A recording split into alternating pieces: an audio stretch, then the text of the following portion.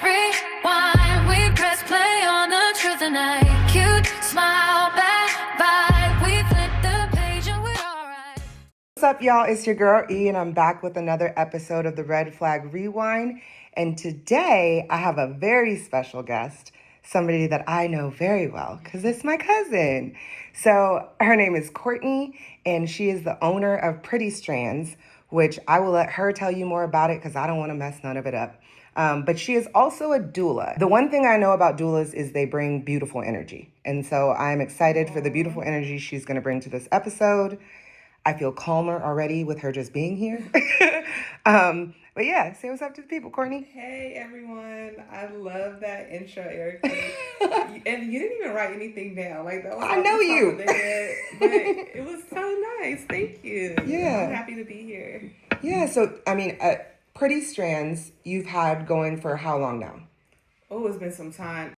I've been in the industry for a long time. I just recently retired doing hair from 20 years. I know I'm a little mad about that, but I'll let it go. Yeah, I had to walk away, just pivoting and just seeing what else is in store on my journey. But Pretty Strands, I've been having for a while now. So it's a natural hair care line made with like clean ingredients based on science.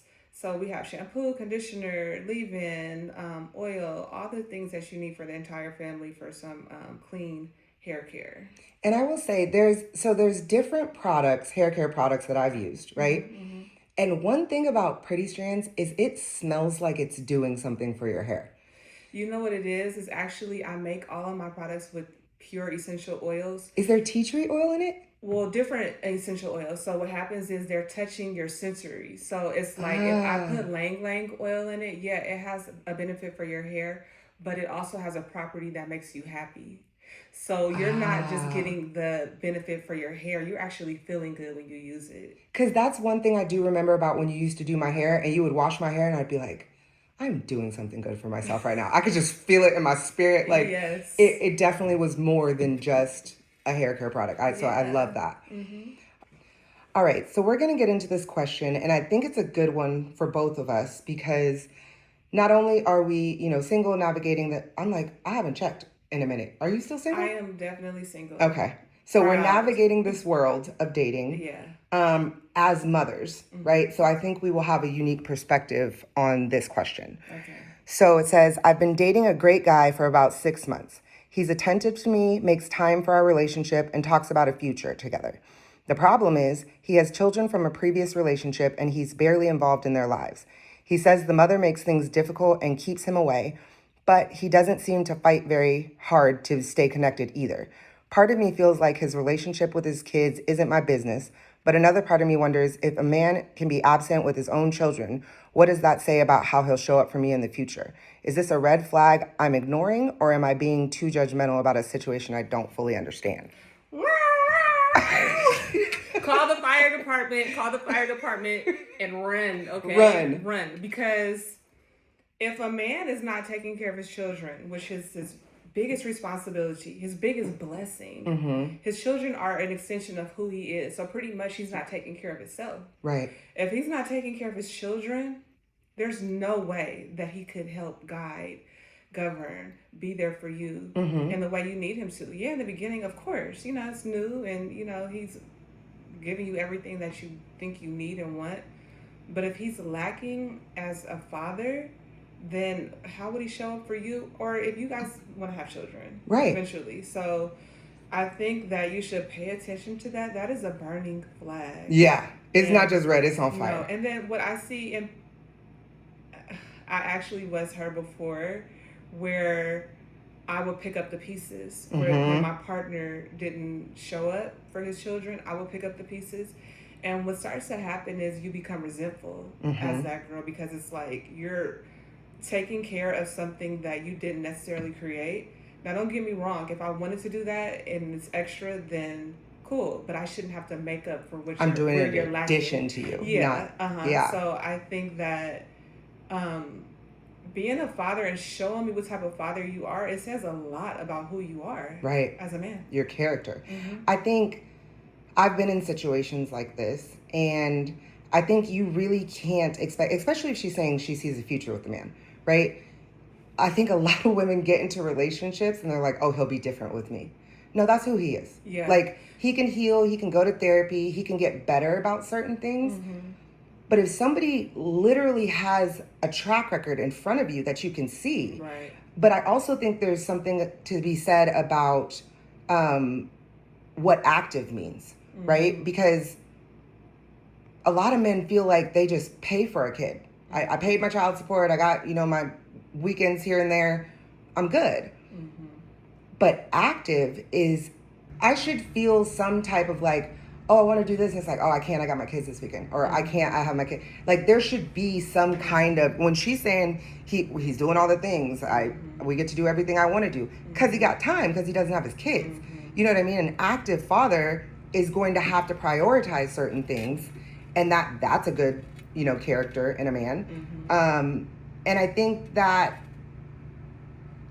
I don't know why people believe big things like that will change in a person. And I just, that's a big red flag. I mean, ultimately it shows that he's selfish too. Yes. Like how selfish he is, because how could you not? Like, how do you even go to sleep at night knowing that you have children and you're not prioritizing them?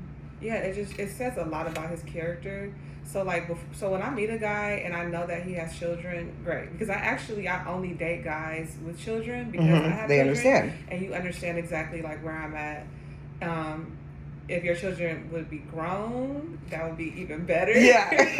But hey, I mean, that's ideally. But yeah, so I definitely pay attention to what type of parent you are and how you speak of the mother of your child. Right. So, like, if you come into the relationship, like, bashing her, that's a red flag. Right. Because, I mean, you guys may not have worked out, and it may not be, like, the ideal situation, but you should have some, like, a level of respect and reverence for the woman that is taking care of your children. Correct. So, if you're coming in, like, calling her out of her name, disrespecting, saying she's crazy. Okay, red flags. bro, who are you? Right. Who are you? So. And I think that goes back to the partner question and I think a lot of men do this. They're like, oh, she makes it really hard. Yeah, of course. There's nothing, and I don't know if this is a male-female thing. There is nothing anybody could do to stop me from being in my child's life. No. You could call me this, that, the other. You could put a bat to my car. Yeah. You're not going to stop me from getting to my kid. And I respect a man that fights for his children. Yes. So if that means that you have to like go to court and get custody or your certain days, get it all figured out, then please do that. However, I'm not going to be the one to walk you through that process. Right. Like, you have to have all that figured out, or, before you even start dating, I feel like that should kind of be figured out, because that's a lot in itself. And I feel like there's also a lot of women right now who are like, they talk about how the mother might make that man distant from his child. I think there's a lot of women in the dating world that are making men distant from their child because they're enjoying this new piece of a relationship or whatever, and they're prioritizing that over everything. And as a woman, if you're allowing that, that's a red flag. Yeah, it is. Like that you know this man has a child or children or whatever, and yet he's in your face every single day. You ain't never seen these babies. Yeah, I mean, but it shows that she's selfish too. And I feel like often relationships kind of mirror who we are. I hate to say it, but I could look back and like regret somebody like, oh my gosh, I can't believe I gave him a chance. Ew. Right. But then I have to realize, wow, that's who I was in that moment, season. in that season. So it says a lot about anybody who accepts it. It says a lot about who they are. So you have two selfish people that would allow a man to just not be present in his children's life. Yeah, that's crazy. It's crazy. That's crazy. So, yeah, I would say red flag for sure. Yeah, that's a red flag. So if your ex, right? If we were to think about your longest relationship, okay? If we were to ask your ex, what are Courtney's red flags? What do you think they'd say? Well, it depends on what day. Is it a good day or a bad day? Because you never know with him. So mood instability then? Yeah, Absolutely. I got that one. Some days are good, so it just depends on. We're gonna give him a good day, Right. But okay, so it's hard to say now, because when we were together, and I'm sure he recognizes this too. I'm a completely different person from when we were together. And granted, not everybody grows and matures, but I would like to say that I put in a lot of work, and I have. So what he would say my red flags were. Looking back, oh, this is a good one. You're getting personal. Yeah, Wow. like that's how we grow. That's how we learn. And there's something you're gonna say that somebody else is gonna hear and go, "Dang." Well, okay. Looking back, I could say myself. I've thought about it a lot. Is that I probably wasn't as attentive to his needs. So maybe a little selfish. Do you think that goes back to more like love languages? Like, were you showing up for him in a way that you understood as love, but maybe not attentive to what he actually needed as love? Because obviously, if you're with somebody that long, there's no lack of love. Absolutely. But you might not be showing it the right way. I didn't show up the way he needed me to. And I feel like he was voicing the way that he needed me to. I just didn't get it. Yeah. I just didn't get it. And but at the same time, he wasn't showing up for me either. Right. So it was kind of like he didn't understand my language and I didn't understand his language. So from that space, do you think it's important to date somebody with your same love language? Or do you think it's just important to understand what love languages are? And absolutely. Because, opposites attract. Too. Right. So I don't feel like having the same language is important, but just understand me. Yeah. Understand me. I think for me personally, mine is affirmation, right? I always want to know I'm doing a good job. I'm doing the right thing. I'm like, you know what I mean? Like, I want to know I think it comes from a mix of my parents being affirming and being in the sales world for so long. So it's like KPIs. You're used like to that. You're hitting this, and this, and you get that every month, you know? Yeah. So I need to know I'm on track. I need reassurance. I need to know that I am what you need. But I feel like because of that, I attract people who I feel like I have opportunities to affirm them. Okay, so maybe this, because I'm still like navigating and figuring this thing out. Maybe you should get with a partner whose love language does come natural to you. Mm-hmm. Because I had a partner once where his love language was just buying me things.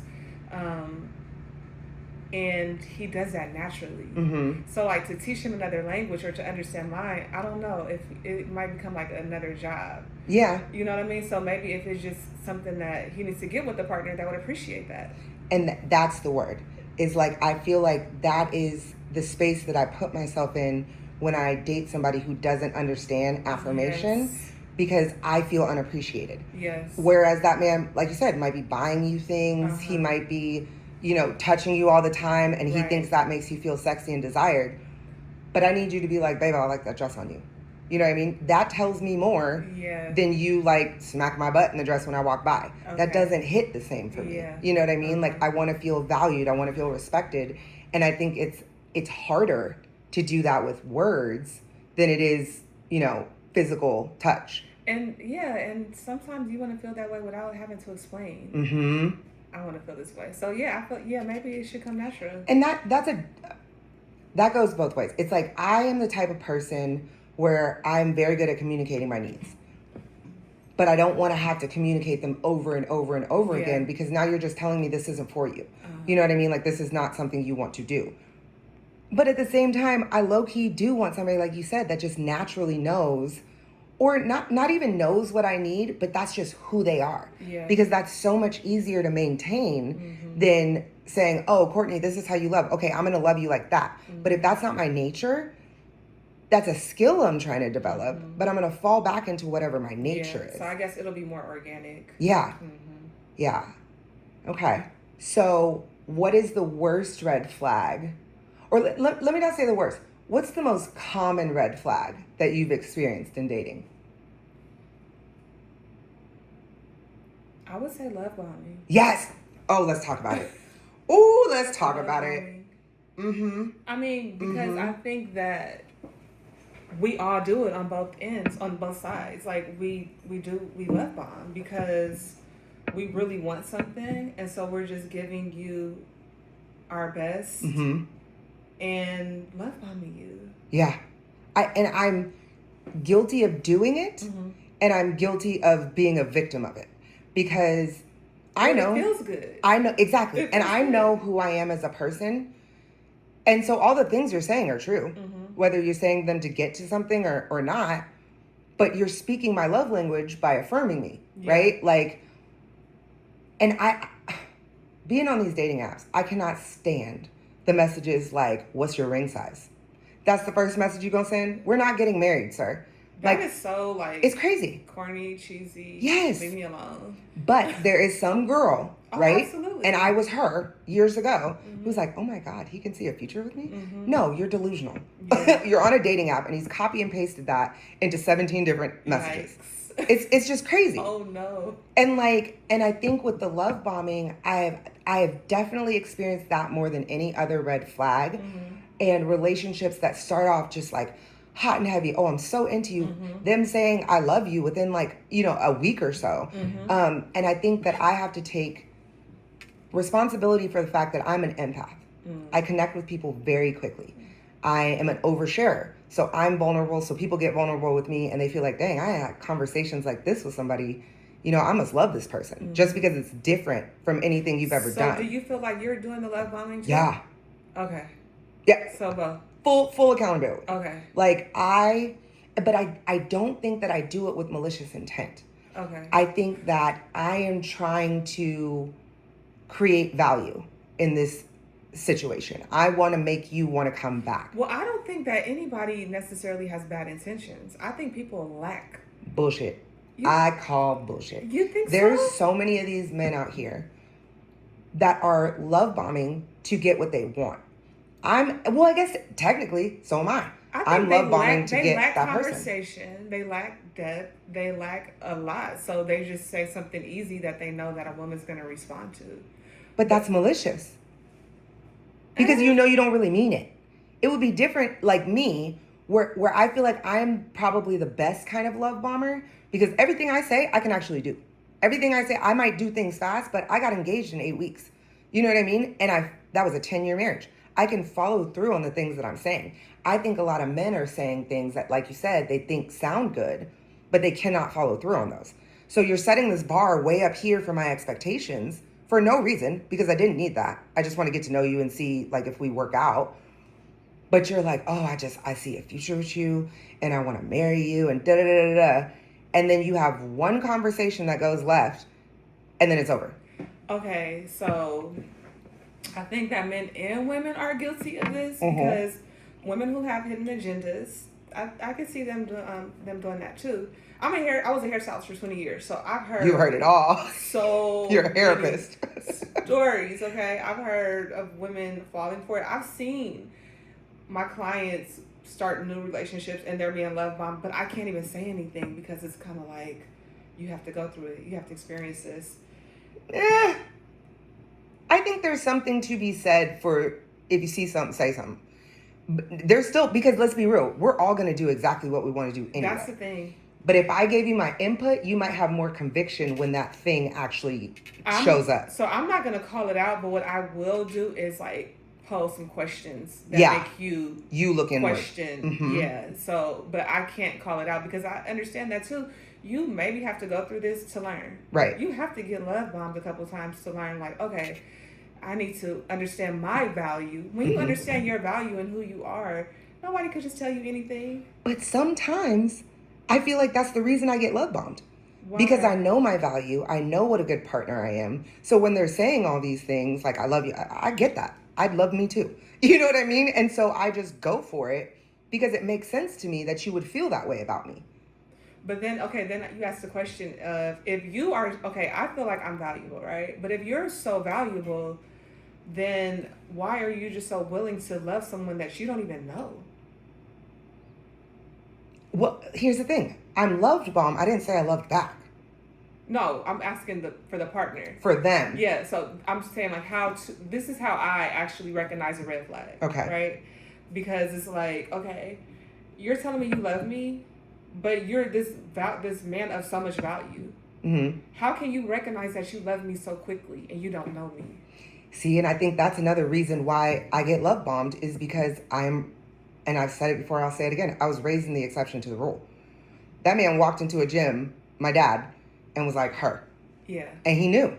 And that's the thing about, okay, so I feel like coming from a 2-parent home, you kind of have these automatic ideals, right? Yeah. And people are like, oh, well, you have to, watch out for people that only came from a single parent or only came from this or that. But I beg the pardon. I feel like it goes both ways. Mm-hmm. You have these ideal scenarios, which are most likely not going to happen for you. Right. And both ways, you know? And so that's the thing. So you have to know yourself, mm-hmm. not based on just what you saw, but who you are and your value. And to that point, that's where I think you're right about the experience. Mm-hmm. Because something for me, I don't know if this is a part of my ADHD, but like I'm very quick with assessing patterns. Mm-hmm. So if someone starts doing behaviors, I'm like, nope, hold on, seen this before. Mm-hmm. Right? And you have to go through that to have that experience to draw back on mm-hmm. and be like, whoa, whoa, whoa. And that's what I think red flags are, mm-hmm. right? It's not a stop sign. No, it's a pattern. It's a pattern. Mm-hmm. You recognize it, you assess it, mm-hmm. and see if that's still a red flag for you. Because like you said, in different seasons of life, you're a different person. Mm-hmm. There's something that was a red flag when I was 20 that I'm actually looking for now. Yeah. Mm-hmm. So it really just... dating and relationships is just so... that's why I started this podcast. It's so interesting to me. And I wish I could understand more of how... And I think that's why I have so many male guests. Mm-hmm. Understanding how their mind works. Mm-hmm. Like, what are your intentions? Like, what is the end goal here? Because there's some men who just finesse women to try to get in their pants or whatever. Mm-hmm. There's some who are hobosexuals, and like need a place to live. Mm-hmm. So they gonna do whatever they need to do to make you want them there. And then it's like, dang, I should just stay here with you. Like help you out with you didn't have nowhere else to stay.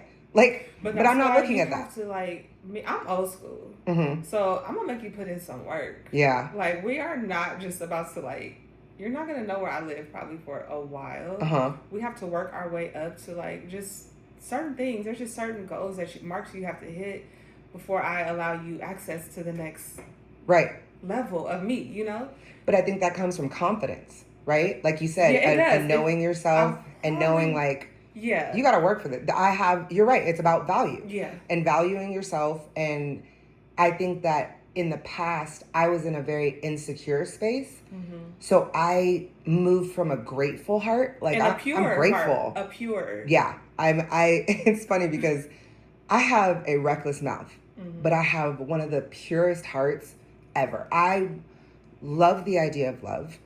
I love supporting people. I love showing up for people that didn't think anybody would show up for them. Like mm-hmm. I like all of those one-off situations. And I think because I like those one-off situations, I end up in one-off situations. Mm-hmm. Like I end up with somebody who needs me. Mm-hmm. And that goes back to my need of being needed. Mm-hmm. And I think that's a red flag in and of itself. If there's a woman like me, mm-hmm. or like I was, because I'm getting to a better space from talking about this stuff so much, I don't want a man who needs me. Before I did, mm-hmm. because I was like, oh, that makes me, less dispensable. Mm-hmm. If I'm doing something, if I'm meal prepping for you every week, you're going to think twice about breaking up with me because now you're going to have to cook for yourself. Right. Right? So I would, those were my ways of kind of digging my claws in. Okay. Instead of getting to know that person, making them earn the fact that I was a wife for 10 years. Yeah. There are perks to me. Absolutely. There are ways that I know how to take care of a man. But you don't deserve that from jump. No. But I, in the insecure space, was doing all that to add value to this package that I'm providing to you, mm-hmm. right? If you go to buy something and it doesn't say anything about what it got on the back, it's just this, perfect example, box in front of me. Mm-hmm. This is a microphone. Buy it or don't. Mm-hmm. You're going to have to buy it, which is the commitment to the relationship. Right. Then you get to open up the box. Right. Then you get to see what's inside. Exactly. Now, this box says in the box. Mm-hmm. This box is me as dating. I'm just like, But here's that's what the I thing come about with. Here's what guys. you get. Blah, blah, blah, blah. When they get that box, there's nothing that will stop them if they really want what's inside. Nothing. That's true. And my mom and my grandmother used to tell me, like, you have to allow the man to chase you down. Right. When somebody wants you or wants something that you have, they're gonna make sure they get it. Yeah. And it's a nature of a man. It's in his nature. Yeah. To want to automatically chase anyway, and it actually becomes fun. For them and for you. For both for parties. feeling pursued. Yes. And that is the key piece that I've been missing in dating. Right? I have not felt pursued, but that's my fault because I pursue people. Because you want to skip to happily ever after. I know. And that comes from the divorce. Okay. Right? Because I had 10 years there. When you get married and you've been married for some years, you have hopes, you have dreams, you know what you want your family structure to look like, right? And then boom, you're divorced. I put in all this work and there's nothing to show for it. So, and honestly, I was taught if you don't use it, you lose it. So I want to stay in that wife space. I want to continue being that person, but not everybody deserves that. A husband does. But okay, so you feel like you walked away with nothing, but you did. You learned character, perseverance. You walked away with so much. So you can't look at it like, oh, I walked away with nothing. There's so much that you walked away with. I don't mean it that way. I mean because of not being like reciprocated, like the no, like I was such I'm such a creative person. Okay. And I'm that way in relationships, right? So perfect example. We used to take a love kaleidoscope picture, right? These are things that I'm thinking 30, 40 years down the line. On our first anniversary, I want to take a picture of us kissing, holding the picture of us kissing at our wedding. How right? Dreamy. And so every anniversary, we would take a picture holding last year's picture. Love that. So it's like I wanted it to be so big that you couldn't even see the original picture anymore, right? I love that idea. But now that feels tainted.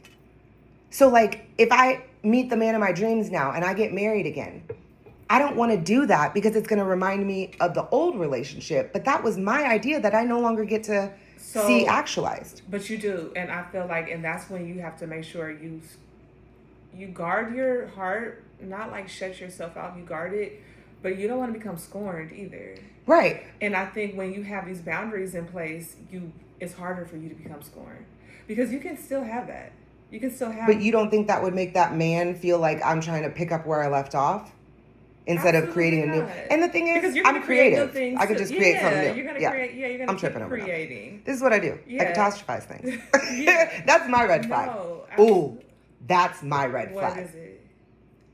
I don't know if it's because I'm creative or what.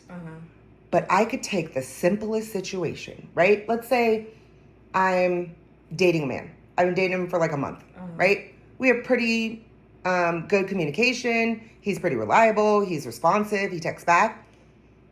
Let him leave a date and be like, all right, babe, I'll text you when I get home. Okay.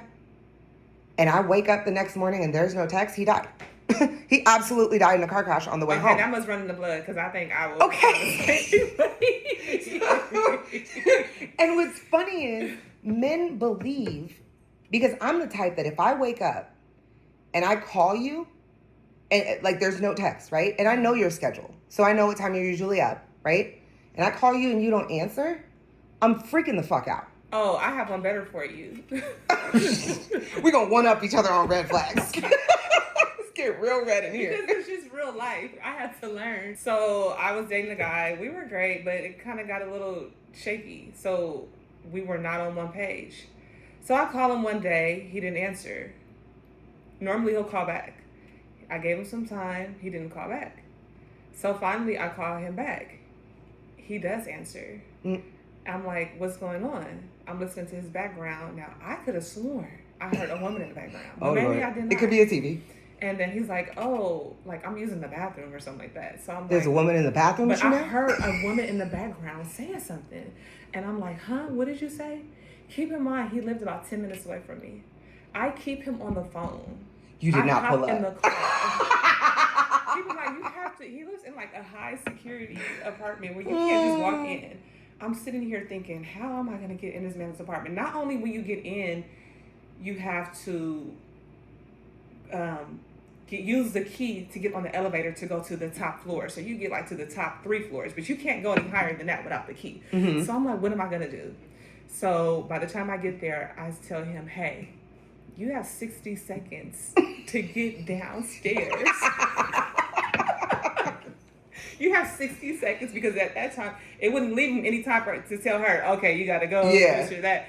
And I'm downstairs. You get down here in 60 seconds. And guess what? Did he come running down the stairs? He came down. Why didn't we marry him? And he was like, you're absolutely insane. And I'm like, because he didn't want to marry us. I'm like, I heard a woman. But guess what he said? He said, you weren't tripping. He said, my neighbor from across the way kind of like busted in and like said something. What do you mean busted in? How does she bust into your high security apartment? That was still a little sketch. That's sketch. A little sketch.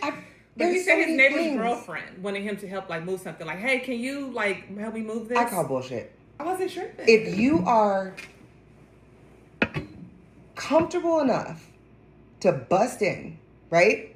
You didn't done that before. That's what I felt. That was kind of weird, but I've seen them before. I've seen his neighbors. Maybe, I don't know. I would never know. Yeah, you will never know. I would never know. But I know that I showed up because you should have been. I know I pulled up though. I know that. But back to what you were saying, like, be a man of your word. Right. If you say you're gonna call, then call. And this is the thing. I think there's so many things, and man or woman, right? Mm-hmm. That people are doing to people, and you're driving them fucking nuts to the point that they're doing things that are out of their character, and then you get to say, she crazy. Right. She just pulled up to my house one day. Absolutely. No, nigga, you made me feel a certain type of way for 3 months. This has been building, and that could be partially that people aren't communicating when they feel what they feel. Yeah. Me, when I feel something, I'm gonna say it. Right now, you're making me feel insecure. No, we were a year in, almost. Oh, hell no. We were like almost a year in. No. Yeah, it had been a while. Yeah. I also feel like a red flag I experience a lot is, and I don't know if this is a red flag on my part or their part, so you tell me. Okay. Men telling me their negative traits up front. So my most recent boyfriend, right? I'm the type of person, I like deep relationships. I'm a sapiosexual. Okay. So I will create a ChatGPT list of 100 icebreaker questions to talk about. One, they're free dates. We could go sit on the beach and answer some questions. I love talking. Okay. This man sat in my face and I said, the question was, what do you think your biggest flaw is? He was like, I can be dismissive avoidant. I should have been like, okay, and that's a wrap. Well, have a great day, because I know myself well enough to know I am an anxious attachment style. So when you pull away from me, I'm like, where are you going? Why? So there could be people who disrespect me, disassociate from me. And instead of like a lot of my best friend Ari will be like, fuck that nigga, and move on. I'm like, I need to know why you did that. Okay, but him recognizing his red flags or his flaws, what is he doing about it? That part, nothing. Warning me is what he's doing. So that at the end of it, he could be like, I told you I was like that. No, you're not even evolving. That's a red flag for me. Yeah. If you're telling me you have negative traits and you're saying it like it's a part of your identity now. You're not saying it like, here are the things that I'm working on in myself. I'm a dismissive avoidant. But what woman could even handle that? Hi, my name's Erica. I have a high threshold for pain. Yikes. I don't know what it is, but I will stay. It's almost a curiosity, I think, that makes me stay. Like, I really want to figure him out. You're a product of a 2-parent home. So you've seen a lot. People that come from 2 parents home, I was married for 11 years, so I know. Right. We might go a season where we don't even talk. We talk barely. We might go a few weeks with like 2 ships passing in the night because we don't see eye to eye. So when you witness this, you can develop a high tolerance. You do. BS. Because I think that part of my issue is I view every relationship as a potential marriage because I'm dating intentionally. So I'm not going to date you if you're not somebody I can see myself in the future possibly marrying. Not saying I know for sure, but if there's like, a guy who smells bad, he's handsome, but he's a gangbanger and he has no morals, I know I'm not going to be with that person, right? I'm not even going to start a relationship with you. You could go. But the people that I date have just enough red flags to look fixable. And that's my problem, is I'm a fixer. Oh, yeah. No, see, that's why I'm still figuring it all out, but I do have my non-negotiables. Mm-hmm. So my non-negotiables, if you're not checking off every single non-negotiable, these things are vital. Yeah. Then moving right along. I don't think I've ever written that down. Yeah. I don't think I've ever looked at what are my deal breakers. You want to have like 5 to 10. Not even what are your deal breakers. What are you looking for? But see, I think those are two different things, right? There's a non-negotiable, right? I want this. Then there's a deal breaker where it's like, I don't want this. And if you do this, it's done. Yeah. I think I want to write out a list of my non-negotiables and my look at you. Look at you. Just helping me evolve. Yeah. Because a deal breaker for me now, looking back, is a relationship with God. So I used to believe he doesn't necessarily have to have a relationship with God, you know, as long as he's a good person and he's doing all the right things. No. Because it's less about his behaviors, I'm realizing in hindsight, and more about the accountability piece that comes with a man of God. Yeah, because what happens is when you set those non-negotiables down, it lays the foundation for other things. So like, okay, if you're a man of God, then you must have some integrity. Correct. Because you're following, this is your moral compass. You know what I mean? So Yeah. it's laying the foundation for so many things, and that's why it's important to have that list Yeah. of non-negotiables. So if you're not checking these off, then you're not the person for me. Facts. And it's okay. And I think that's different than making a list of just what you want. Okay. Right? Because 6'4" could be like my preference. I like a tall man that makes me feel small. Is it a non-negotiable? Absolutely not. Yeah. My father's 5'10". Right. And he's dope. You know what I mean? So I think we've gotten away from making lists because that's been so heavily criticized. But I think it matters what you're making a list of. Oh, I believe in writing anything down that you want. Right. Anything that you Because that's want, how you put it manifest on it. paper. Yeah. I think through divorce, I've learned so much more about manifesting. I got a vision board behind me, and like in my bathroom, there's a mirror, and I put the vision board on the wall behind me. Oh wow. So that it's like I'm looking at it every morning when I brush my teeth. Okay. This is what I said I want for love my that. life. This is who I said I wanted to be. This is what I said I wanted in my life. The feelings I get from this board are the feelings I want to get from a relationship, right? But I haven't been writing it down daily. And I think that something about me specifically, maybe because I'm a poet, but something about putting pen to paper. And I think like there's a level of, with ADHD, we're very big on checklists, right? Because I don't want to miss nothing. I don't want to forget anything. It's accountability. It's like, oh, I didn't check that off yet. So I think in assessing a relationship, that would be a good list to have. But what I don't think you should do is provide that list to somebody. No. And I think that's where I go That's wrong. private. But that's where I go wrong. And later on, after you like the I do, and we walk down the aisle, like, oh, by the way, you know you checked off all these boxes on my list, right? And not even having to do that. But okay, let's say I make a list of 5 things, right? Men, I'm realizing in dating, have learned to ask, what are you looking for in a man, right?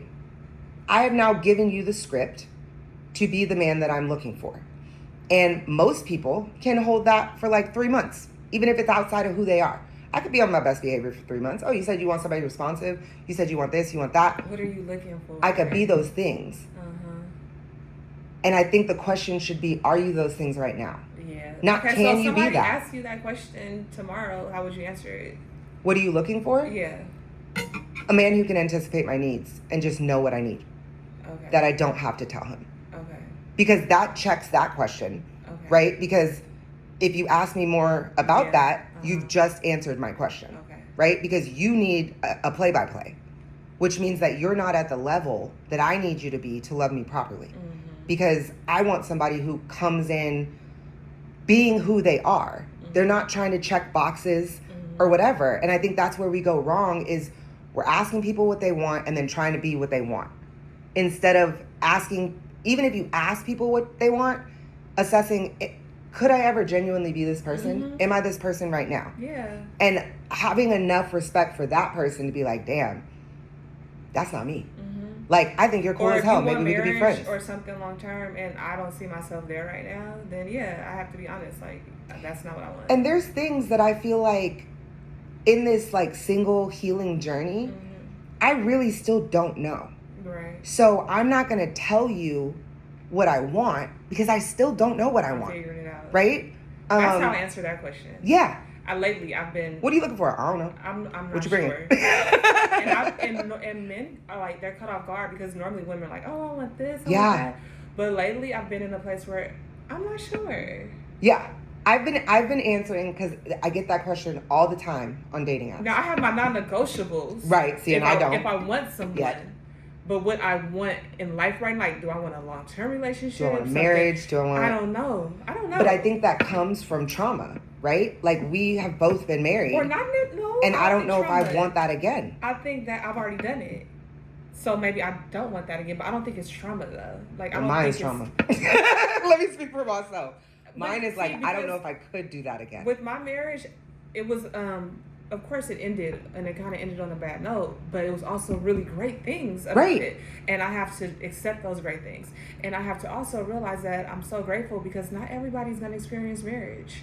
Facts. And so, like, I had this one guy tell me before, I was out, like, at a lounge, and I had told him I've been married before, and he's like, oh, you had a failed marriage. And I'm like, no, it wasn't boo-boo, and failed. bye. Like, first of all, have you ever even been married? Like, to even speak from that. But no, it wasn't failed because there's so many lessons that I learned. Right. And they help, like, mold and shape me. Yeah. So many good times. You got to take the good with the bad. And I think that's a huge thing because people always ask me, do you have trauma from your marriage? Absolutely, I have trauma, but I also have beautiful memories. Yeah. I also have, like you said, things that I learned. I also have things that now I will do differently that I would not have had that educational experience. And the way I look at it, honestly, is I'm grateful for that marriage. Right. Because a lot of people don't get the opportunity to try again. I know that I'm somebody who will likely be married again. Will. Because it's just in my nature. It's who I am. I'm a helpmate by nature. I do know that. But what I don't know is how I will feel when I get closer. Because I hadn't been engaged since my divorce. I didn't do it. I couldn't do it. Now, mind you, he proposed after 12 days. But let me tell you, So there's something don't to be be said scared there. because guess what? Love, when you find somebody, it only gets better. Facts. Love, it keeps getting better. Yeah. It keeps getting better and better and better. So. And I feel like that's what I told my last boyfriend, is it should not be this hard in the beginning, right? It should be good and continue to get better because hard seasons are going to come. I don't believe that hard stuff should be happening at the beginning. If hard stuff is happening at the beginning, red flag. So, and not to say that hard situations won't come, but the way you two communicate and the way you two deal with that, that tells you a lot. You know what I mean? I'm the type of person that I can be criticized, and I think that comes from having the mom that I did. I was overly criticized growing up. It's like, you gonna wear your hair like that? You're gonna go? So I was picked apart. You understand? So I have a level of tough skin for having hard conversations. What sign is your mom?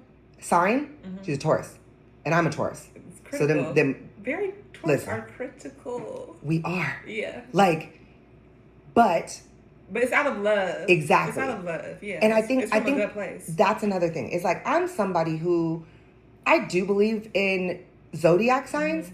I'm not sure I believe in astrology. You know what I mean? But I believe in like certain characteristics lie in certain people and they just so happen to be born the same month. No, that's a real thing, right?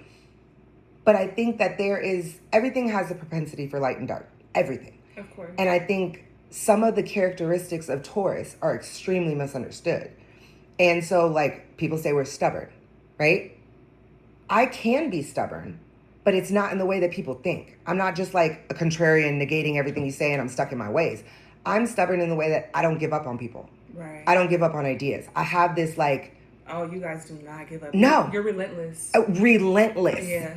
And that's how they should describe Tauruses, not stubborn. Yeah. I'm relentless when I believe in something. And there's nothing you could do to stop me from making that happen. My dad always says that. Well, He's it always like, goes both ways. Like, even with the Scorpio, they're like, oh, they're this, and they're that. They're like controlling or possessive or this or that. No, it's actually, they're very passionate. yes. So it just depends on, how you frame it. And you have to, exactly. And you need somebody who can understand that. Yeah. Because I think in relationships, we misunderstand emotions all the time. So you have to be emotionally intelligent. Exactly. And you have to know yourself and know what you're looking for. Because I can remember one of my exes being like, you don't fight with me at all. Okay. Like, what? I'm confused. What is the issue? Do you even love me? So what I'm hearing is trauma. What I'm hearing is you had somebody that y'all had a very passionate relationship. You know what? You need like a sound. some type of siren. So or like a rewind. Yes. let's rewind that back. Because I want to that press was a the red button flag. right now. Yeah. Like, where's the button? I definitely need a button.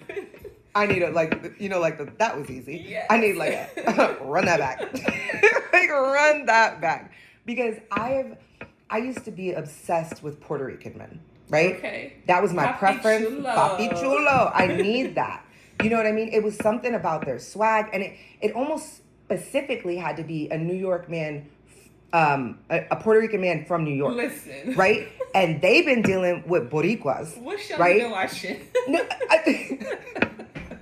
my whole life is literally loving hip hop. I'm not gonna lie to you, but the way that they have been talked to, not only by their partners but their mothers, right? They knew their mom loved them, but their mom might be a hard lady, right? And so I'm coming at you, I'm and I'm bringing all this aggressive energy. What to me looks like aggression, to him looks like passion. So my lack of aggression feels like a lack of passion to him. I'm sorry. Wow. Red flag. Yeah. Because I can't be what you need. I don't want to be what you need. Because I don't want to be in a relationship where I have to be aggressive for you to know that I care. Yeah. I'm here because I care. Being in a relationship is optional. I could be single. I'm here. That means I want to be here. If I'm trying to communicate with you, if I'm asking you questions, that means I want to be here. And men look at that as, oh, she's picking me apart. But I'm telling you the things that I see that are bothering me because I want to give you an opportunity to fix it. And I also think men have qualities that could make them good in a relationship, but they don't act on them in a relationship. Because you could be dating an athlete, right? And let's say their kid is in sports and they have an athlete's mind, right? And the coach is getting on this kid's ass. And he's like, man, that's a good thing. If the coach is on you, he sees something in you. But let a woman get on you and tell you the ways that you're dropping the ball, literally. Now all of a sudden she's nagging me. Now all of a sudden, it's an issue, but that woman still sees something in you. It's two things. So I feel like it depends on the woman's delivery. Mm-hmm. And then it also depends on him being able to trust her. Right. Because, I feel like a man should be able to trust his woman and what she's saying and be able to receive it. Yeah. That's the balance between masculine and feminine. We need both. Right. But we have to be able to trust each other at the same time. And sometimes it feels good and sometimes it doesn't. Right. And I think... But do I trust you? You've hit it spot on, is because the good communication moments that I've had come from somebody that knew I loved them, right? So I'm saying this to you from a place of love. That's where it starts. And two, I'm going to deliver it in a way that you don't feel attacked. Because if you feel attacked, you're going to get defensive. We're not going to have a good conversation. I'm going to be like, baby, can we talk about something? Because it's kind of been on my heart. Yeah. You know, that's how I'm going to bring it to you. Not like, you got me fucked up. Because I can't do that. No, that's exhausting. I mean, delivery always matters. And two, sometimes you're going to offend them. They're going to be offended because the truth hurts. It does.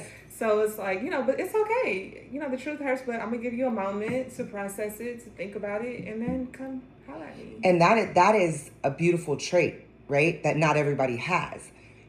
What I've learned over the past maybe year is the importance of processing. Mm-hmm. And I think that I'm a very impatient person. I'm a very impulsive person, right? And so those are the red flags I've been working on is I'm, on this man to have this conversation right now after something just happened because I need resolution to feel peaceful about it. But I'm not going to feel a certain way. Because I want to feel a certain way. Not because I actually want the resolution. Right. In that moment, I need to feel better. And so what I've learned is something that will make me feel better and still accomplish the same thing is I'm pissed off right now. I want to have this conversation. I do not want to have this conversation right now because I want to make sure everything that I'm saying, I've thought it through. Yes. And I really mean it. Oh my goodness. Because when you force people to talk on the spot, you're forcing them to improv. Yeah. And anything that comes out of their mouth, they haven't thought. It's all emotions. I'm the type of person now that when something happens, I'm not going to lie to you, I put it in ChatGPT. And I'm like, tell me if I'm tripping. Say it ain't so. Listen, my ChatGPT knows me so well. I've named her Sage and given her a physical representation. What is happening? And I will tell you this. My friend was like, don't do that because ChatGPT is biased. And ChatGPT is biased. But if I'm in a space of self-awareness and I ask ChatGPT not to be biased, it will accommodate that. So is there some configuration that you have to do to ChatGPT? Yes, but it's a powerful tool for me to say, hey, X, Y, and Z happened. Here's how I thought about responding. Does that sound healthy to you? Well, the cool thing about ChatGPT too is that it lacks emotions. So, but it understands them. But but everything is going to be more logical. Yep. Than emotional, and Correct. Sometimes you need that. Correct. Because that's my missing piece. Yeah, because I'm wrapped in my emotions right now. So let me go to Chat. Yep. Because Chat is going to look at it logically, and then let me calm down. Right. And then can we talk, babe? That is the thing is I've gotten to the point where if my heart even starts to feel elevated by anything in a negative way, ChatGPT. Because I could be overreacting. Just no. This is work. Yeah. This is friendships. This is talking to my mom. Yes. Like here, I will screenshot a text message, like a text thread, and be like, and not even give it any prompting. Analyze this conversation. That's it. Analyze. Red flag. Where's the button? Red flag. Because guess what's happening with dating? Now we're consulting Chat with every question. But not every question. Well, I've had friends tell me this. They were like, I feel like he's responding through ChatGPT. That's another thing. When I see a text message come through, and I know this man talks like, that's not really what I was saying. And now it's like, after evaluating my emotions, you got me fucked up. I know that's I've been hurt before. Or it has those dashes in it. I'm at least emotionally... I can hold myself emotionally responsible for the fact that I've said to ChatGPT remove the dashes and make them commas. Listen, I need it to sound more conversational. I have a couple of friends who have been, like, I guess they're pretty smart. They've been using dashes. Listen, here's the thing. My friend told me about ChatGPT a long time ago because her husband went down some rabbit hole. And I used to think it was some bullshit. But now, it is probably the tool I use most on my phone. I use it to create flyers. I use it. Look, this whole episode could be sponsored by ChatGPT because it has been a very powerful tool for me. But I think, like anything, a tool can be a weapon. Yeah. Right? So a knife can help you chop up some food. It could also put you in jail. You know what I mean? So I think being self-aware enough of how you're using that, it's kind of like my weight loss surgery. Some people do it and they think it's a magic tool and you don't have to do any work for it. No, you're going to look like a bag of skin. Right.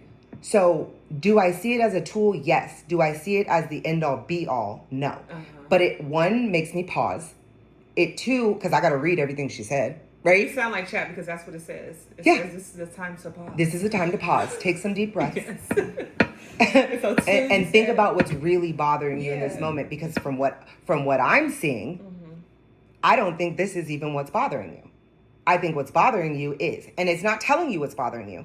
It's just saying from what it deduced. And it makes me go, that led up to this point, because it knows. Is that what's bothering me? Yeah. Dang, am I reacting to one thing because I'm mad about something else? So I think those are healthy conversations, inner dialogues to have before sitting down with somebody that you love trying to resolve something. And that could be journaling, that could be ChatGPT, that could be going to play a video game and decompressing, because everybody has their thing that they do to level set. But I think not enough people are level setting before they're having these conversations. Conversations get explosive, relationship is over. Instead of, because the funny thing is, you're wanting to have that conversation right then and there because you don't want the relationship to end. Not knowing that's the thing that's going to break it, right? Because you haven't respected that person enough to allow them to process their thoughts. Right. And so you're going to get an off the cuff response, which might be, I don't even want this shit no more. Yikes. Whoa. Never mind. Go process, baby. Like, figure it out. And now they're like, nah, I'm good. Gave him a moment. I'm good. Should have gave him a moment. I can think of times in my past when I'm like, damn, I wonder what would have happened if I just gave it a moment, if I gave it a beat and let that person think, process, and come back. Because I can say that men aren't good communicators, but do I give them the space to communicate the way they need to, which is to process it and then come back? Everybody could think and process. Listen. Yeah, I like that. Well, this has been powerful. For me, I have a lot. It went deep real quick. I have a lot I'm taking from this So that I want to look at. Me too. And I think that's the purpose of the Red Flag Rewind. It's not bashing people. It's not, it's taking accountability. We all have red flags. And assessing patterns. Yeah. Yeah. All right. Well, do you have anything you want to say to the people before you hop off? Pay attention and take your time. Yeah. Because what's for you will never miss you. That's a mic drop to leave on. What's for you will never miss you. And that gives you a fearless pursuit of love. Because if you get broken up with, wasn't for me. It's okay. Moving on. It's okay. Let's see what I can learn from that and move on. And move on. People try so hard to get that back when it's like, if it was for you, it never would have left. Yeah. Period. All right, y'all. Well, that's been another episode of the Red Flag Rewind, and I hope you enjoyed it. Talk to you soon. Red flag rewind. We press play on the truth and I cute smile back.